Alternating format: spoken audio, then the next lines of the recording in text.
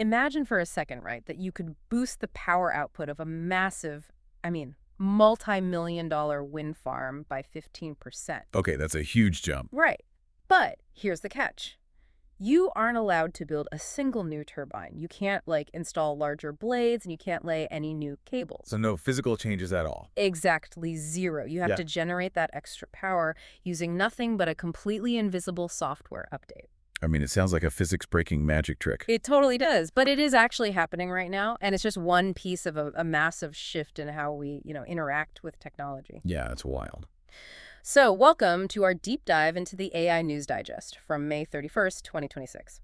I'm your host, and today we are opening up a stack of updates from the latest digest, looking at three fields that might seem completely disconnected at first glance. Right, we've got healthcare, renewable energy, and gaming. Yep, those three.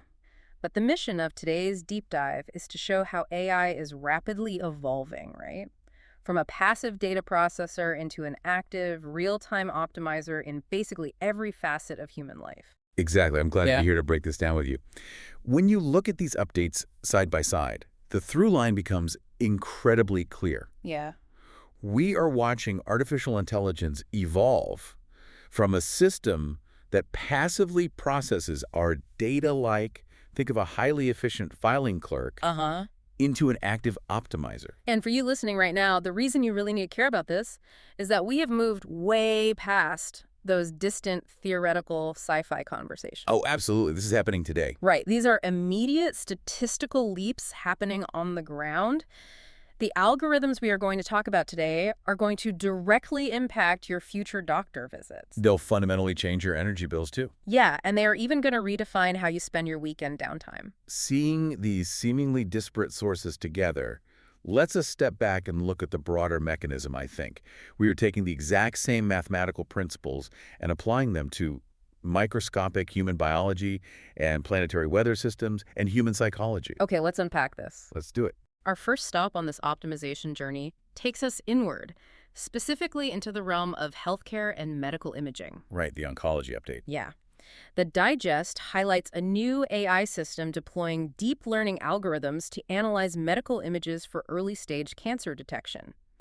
And they are reporting pilot programs showing a massive 20% increase in early detection rates for certain types of cancer. Which is just staggering. 20% increase. That is a staggering number when you extrapolate that out to global hospital populations. Right. It fundamentally alters the trajectory of thousands and thousands of lives. Because the holy grail of oncology has always been early detection. Catch it before it spreads. Exactly. If you catch it early, you have options. If you catch it late, you are fighting a defensive war. But I want to get into the how here because, well, the headline is just AI finds cancer. Right. Which sounds like magic again. Yeah. Huh. What is the algorithm actually doing that a highly trained human doctor isn't? I mean, doctors study for decades. They do. But to understand the leap, you have to understand the biological limitations of human vision. Okay. Our eyes and our brains evolved over millions of years to detect movement and high contrast. We are biologically hardwired to spot a predator moving in the bushes on the savanna, right? Right, the survival instinct. Exactly. We did not evolve to look at a static grayscale, super high-resolution mammogram or MRI and detect a cluster of, 50 slightly abnormal cells. It's like looking for a pixelated clue in a giant photograph that everyone else just walked right past. We just don't have the hardware for it. We really don't. Yeah. But an AI using convolutional neural networks, or CNNs, well, it doesn't look at an image the way we do. How does it see it then? It doesn't see a picture of a lung or a breast. Yeah. It sees a massive grid of mathematical values. The CNN is specifically trained on edge detection and texture analysis. Okay, so it's doing math, not looking at a picture. Precisely. It can identify a gradient shift in the gray pixels that is literally imperceptible to the human eye. It finds a microscopic clue, maybe a shadow that is mathematically too dark based on the surrounding tissue density, or a structural pattern that is a fraction of a millimeter out of place. Wow. But wait, if hospitals adopt this system tomorrow and immediately hit a 20% detection spike, aren't human radiologists essentially out of a job? You'd think so, right? Yeah, I mean, it sounds like the machine is just objectively better at the core task of looking at the scan. What's fascinating here is that the overarching goal in the medical community isn't replacing the human element at all. Really? Yeah. Yeah. It is about workflow optimization and alleviating the absolutely crushing burnout medical professionals face. Think about a radiologist's day. Just staring at screens in a dark room. Exactly. They're looking at hundreds of complex images, hour after hour.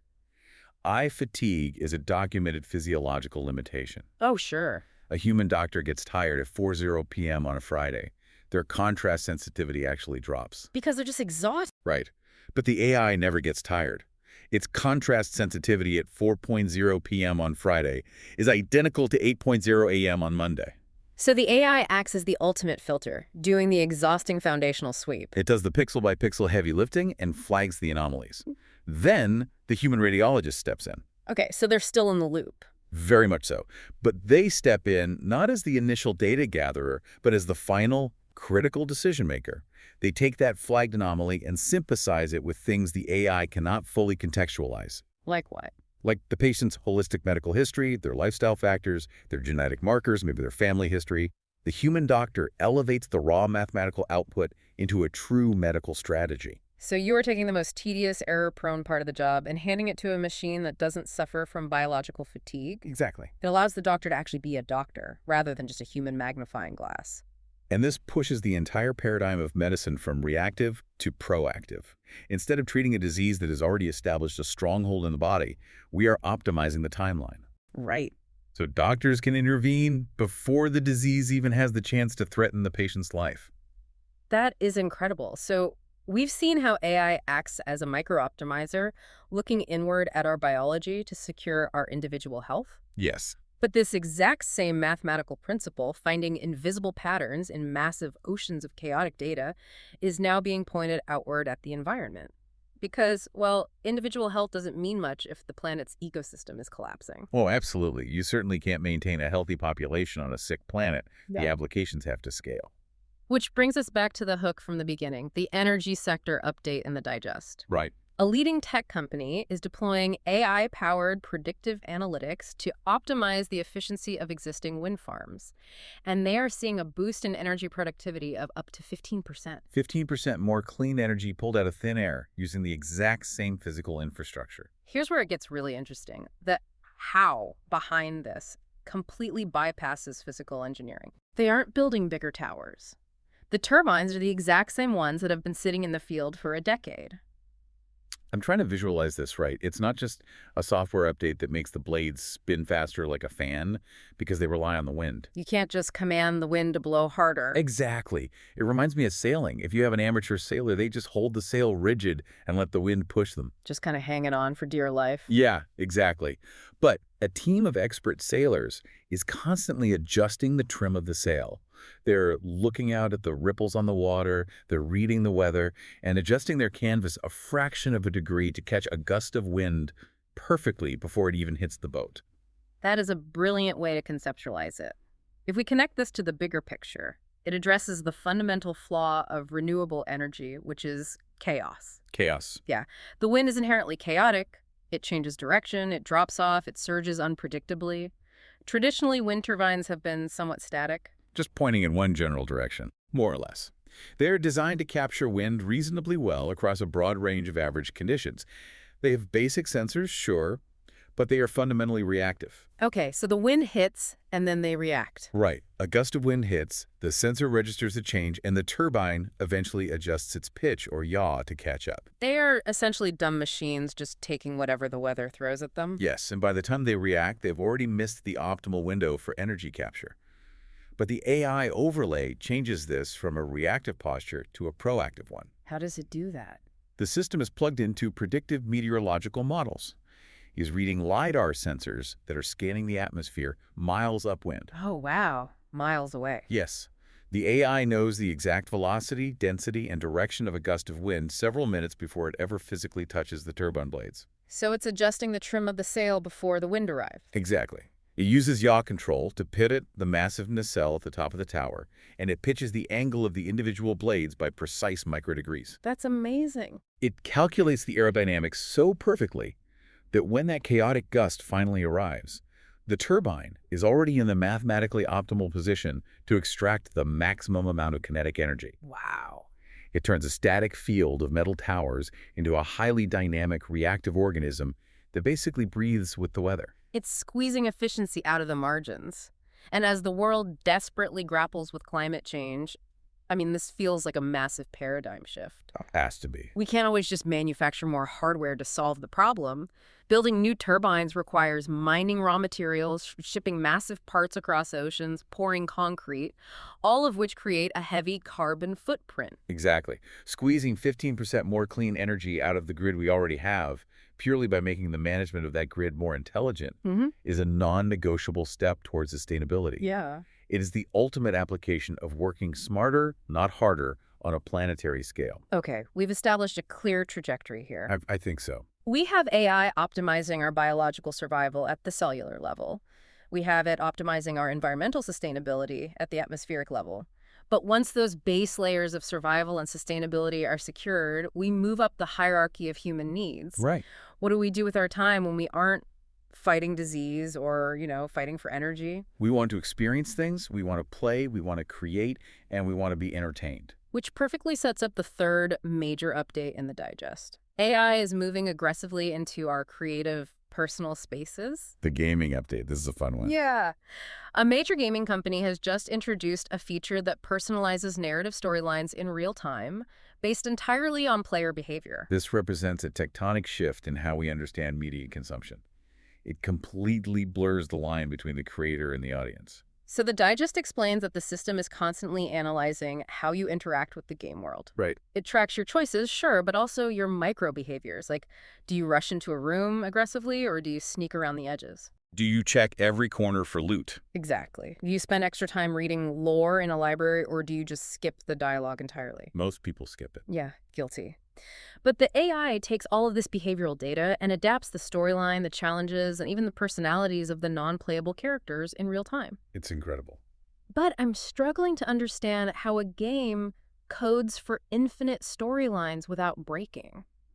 How is the AI actually generating this on the fly without just crashing the narrative into a wall? It relies on procedural generation integrated with advanced large language models. Like the AI chatbots we use. Similar to those text engines, yes, but mapped onto a narrative architecture. In a traditional game, a human writer drafts a dialogue tree. If the player says A, the character responds with B. It's like a choose-your-own-adventure book. Right. It is a rigid pre-authored path. The AI system, however, doesn't use rigid scripts. It has a set of parameters for a character's motivations and the world's physics, but it generates the actual dialogue and narrative branches dynamically. So it's essentially mapping your psychological profile in the background. It is building a highly accurate model of what engages you.